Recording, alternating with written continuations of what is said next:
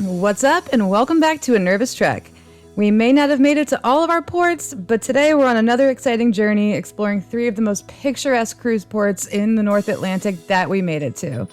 Today we embark on an unforgettable adventure to the stunning Arsuk Fjord in Greenland, which technically isn't a cruise port, Corner Brook in Newfoundland, Labrador, and Sydney in Nova Scotia. Join us as we uncover the unique charm and natural beauty that each of these ports has to offer.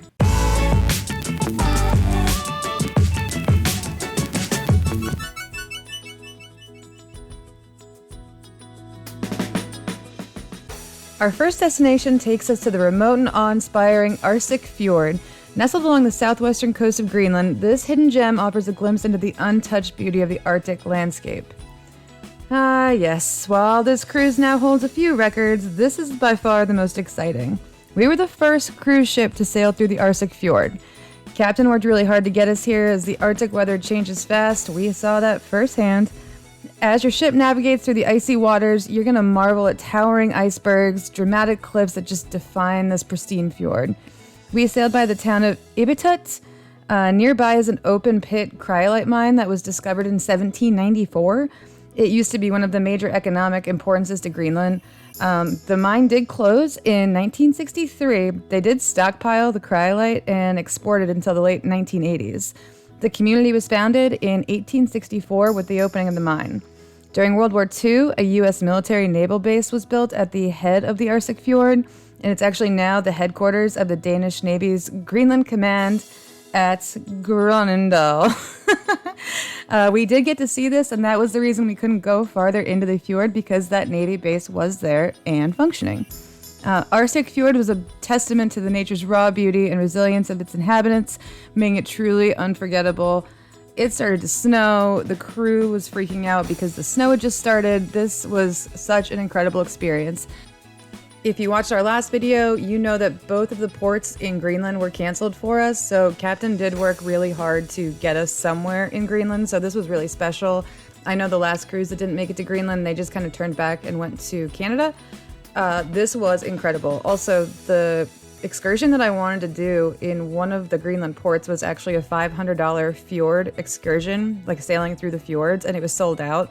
So this was a win-win for me. I basically got that $500 sold out excursion that I couldn't go on for free. What's up, guys? We are officially in Greenland. We're in the Inuit Fjord right now. I'm gonna walk around a little bit. We actually docked here at 7 a.m., which is 4 a.m. Eastern Standard Time. I tried to stay up and watch the Northern Lights last night as well, so I was up until 2. So I'm running on about 2 hours of sleep for this entire cruise, but I'll tell you what, it's worth it. And it's starting to snow right now. I'm on whale watch. This is just the most incredible experience. I've met some of the most incredible people here. I'm not going to cry again, because I keep crying like every day because of just the people I'm meeting. But this is really special, and I hope that if you ever get the chance to take one of these Arctic cruises, you definitely do it, because this is just wild. Super exciting. It just started snowing. I just wanted to throw this footage in here so you guys could see how quickly the weather dissipates in Greenland and why it makes sense that we couldn't actually dock in these 2 ports. Captain said ice was forming, winds were coming, and it happens in the blink of an eye. We had those beautiful clear views, and by the time we were sailing out, we had lost a majority of the visibility. So listen to what your captain says. He's probably right. Last fun fact for Greenland, they are still ruled by Denmark, so they use Danish krone there. You can get this at the currency exchange or use your bank for this. Our second port brings us to the vibrant town of Corner Brook, nestled on the western coast of Newfoundland. Known for its rich maritime history and warm hospitality, Corner Brook welcomes visitors with open arms. As your ship docks, fun fact, this was supposed to be a docking port for us. It did turn into a tender port, so that can happen. The cruise ships share a dock with the cargo ships, and cargo getting into Newfoundland is more important than the cruise ship, so we can tender in on the lifeboats. But as your ship docks, you'll be greeted by breathtaking views of Gros Morne National Park, a UNESCO World Heritage Site, renowned for its stunning fjords and hiking trails. You can explore the quaint streets that are lined with shops offering local crafts and delicacies, or you can embark on an adventure to discover the region's wildlife and natural wonders. They offer a free shuttle from the port, and I sat next to a very kind woman who had been here before, and she gave me the ins and outs of what to do, where to go for free. The first place I went was the Corner Brook public building. Out front, they had a bunch of local vendors set up selling handmade goods. On the inside, they had a bunch of really cool art. It was where their public library is. Their customs was inside of there. And if you go all the way up to the third floor, they actually have this green garden as a rooftop. And it has a bunch of their local flora and fauna and one of the most amazing views of the natural scenery and all the cliffs. It was incredible. I couldn't believe it was free and you could just go up there. Also, when I went up there weren't that many people, so it was very relaxing. I walked through downtown a bit, just exploring. There were a lot of really cool small shops. There was a brewery. There was a lot of restaurants right on that road.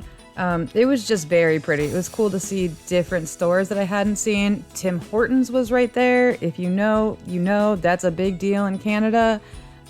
It was just really nice. There is this Corner Brook sign on the street as well that you can take your photo in front of. After I wandered around, I met the owner of PW Restaurant, who was actually standing outside with menus for his restaurant. I had seen him before, and he was standing next to a sign that said brewery. So he said menu, and I said brewery? And then I walked by, and he asked me 3 more times, and finally, I couldn't find the brewery. I was like, I'm going to go to your restaurant, sir. The food was incredible. The people and company were even better. And then by the time I had sat down and got my food, he was actually back in there running around in a chef's jacket, fully cooking. He was from Newfoundland and moved away, went back during COVID to visit his mom and stay with his mom, fell in love, got married, and opened this restaurant. So go check it out if you're there. I did actually choose to walk back as the shuttle line seemed pretty long, and the walk itself actually ended up being like 15 minutes over a bridge with some beautiful views. Whether you're a history enthusiast or you're an outdoor adventurer, Corner Brook promises an unforgettable experience. It genuinely was beautiful. One more fun fact I wanted to share with you guys that I didn't know until I got there is Newfoundland is its own little time zone. So they actually run on a 30-minute increment. So when it was 6 o'clock ship time, it was actually 6:30 Corner Brook time. So make sure you're checking your ship time and not staying on, because your phone will automatically switch to Newfoundland's time zone. And you might think you have the right time zone, but you're actually going to be 30 minutes late for that ship if you're not paying attention. One big thing I do want to talk about is the line for the tender. When I was on my way back, I think last shuttle back was at 5:30 or 5:15. I went back at 2, and the line was pretty long. I ended up standing in line for about 45 minutes. But halfway through that, the line actually started to make a U and went outside to almost where the shuttle bus picks you up, which was a very far, far walk. Some people said they waited in line for that tender for almost 2.5 hours. So my best advice is get off the ship as soon as you can and get back on the ship as soon as you can. Last but not least, our final stop on our itinerary is the charming port city of Sydney, located on the scenic Cape Breton Island in Nova Scotia. Sydney boasts a captivating blend of cultural heritage and natural beauty, making it a must-visit destination for cruise travelers. Step ashore to discover Sydney's rich maritime history at the Joan Harris Cruise Pavilion, where you can see the world's largest fiddle, explore local art galleries, and sample some fresh seafood at the bustling waterfront. When I was walking to the fiddle off the ship, I actually met a man named Larry who was standing there, and he insisted on taking photos for every cruiser in front of the fiddle. He was so sweet. He lived up by the Cabot Trail and said he loved when the cruises came in because he loved to greet them and he loved meeting new people. He didn't get to do that very often, so he was so sweet. He did a whole photo shoot for me and every other passenger on the cruise ship, and he had a blast doing it. To be very honest, I did not have an excursion here. I did not know what to do. When I walked outside when we docked, I kind of looked around and I was like, this just looks like a neighborhood. I called Zach. I was like, I don't know if I'm going to get off the ship today.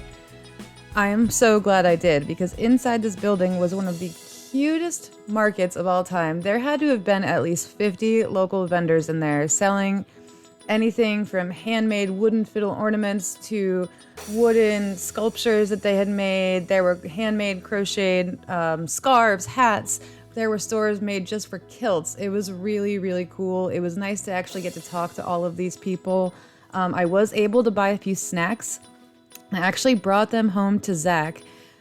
These roast chicken potato chips are wild, and I actually went on Amazon and ordered them immediately to be sent to my house because I was that sad when they were gone. If you're more of a nature enthusiast, a short drive will take you to the breathtaking Cape Breton Highlands, offering panoramic views of rugged coastlines and lush green forests. Whether you're strolling through the vibrant streets or hiking along the Cabot Trail, Sydney promises a warm welcome and endless possibilities. Don't sleep on this port. When we missed St. Anthony, a lot of people were saying, just cancel Sydney. We don't really care about that. Like, use that extra day to get us to St. Anthony. Granted, I didn't go, but I was very glad that we went to Sydney and that didn't happen because I had never even heard of Sydney, Nova Scotia. This was just on the itinerary. I was up for it, and I'm so glad because I will go back. The people in Sydney made this trip, and I mean, you know the old stereotype about Canadians and how nice they are. It's not a stereotype. Every single person I met at this port brought me joy. I will remember them forever, and Sydney, thank you. As we conclude our journey through these enchanting cruise ports, well, 2 and 1 fjord, we hope you've been inspired to embark on your own adventure to Corner Brook, Sydney, and the Arsuk Fjord. Whether you're captivated by history, drawn to natural wonders, or seeking cultural immersion, these destinations offer something truly special for every traveler. Until next time, happy sailing, bon voyage, a nervous trek, out.